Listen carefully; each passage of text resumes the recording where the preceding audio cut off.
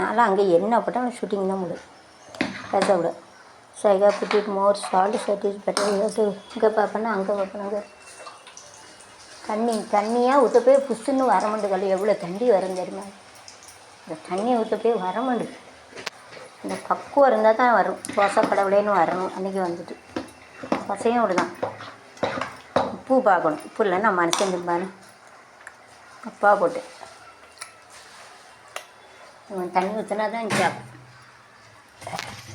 பேசக்கூடாது. உப்பு எனக்கும் தெரியாது எவ்வளோ போடணும், உப்பு எவ்வளோ போடணும். முதல்ல கரெக்டாக போடணுன்னா அப்புறம் உப்பு சரியாக வராது. அதுக்கு தான் இந்த அளவுன்னு வச்சுருக்கேன்.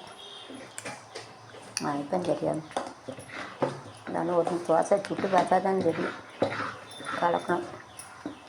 to put a salt, don't put more, so you have to taste it.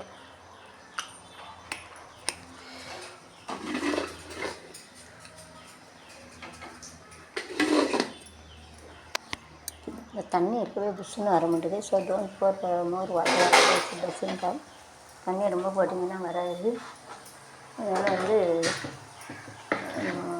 அது கீழே விடாமல் இருக்கிறது வந்து கொட்டும். அதனால் ஒரு பாத்திரத்தை வச்சுக்கணும். You have to take one vessel, keep it here so that doesn't fall down. இப்படி வச்சுக்கணும். அப்போ தான் விடாது. அப்படியே இருக்கும். keep it 1.5 ஊற்றணும். 1.5 you have to put it. And you have to make it like a circle. 1.5 ஊற்று சர்க்கிளாக இருக்கட்டும். அர்த்தம் கடவுள் அது நம்ம வரும்.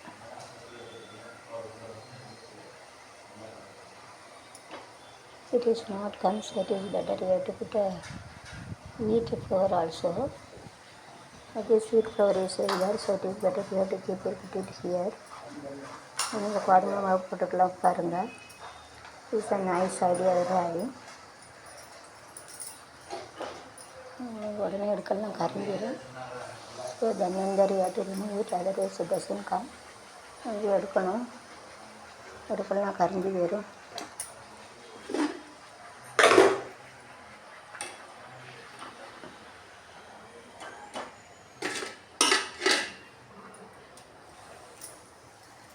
சரி பெட்டர் டூ எடுக்கிட்டு 2-3 போட்டுக்கோம். அது புதுசாக வர முடியுது. தண்ணி ஊற்ற போய் வர முடியுது. 4 more water டி டஸ்ன்னு கம். தண்ணி ஊற்றினா வராது. கரெக்டாக நீங்கள் this you have to see it is coming or not. வந்தால் யோகம்னா. So you have to take it after you have to keep it here so that oil must be gone.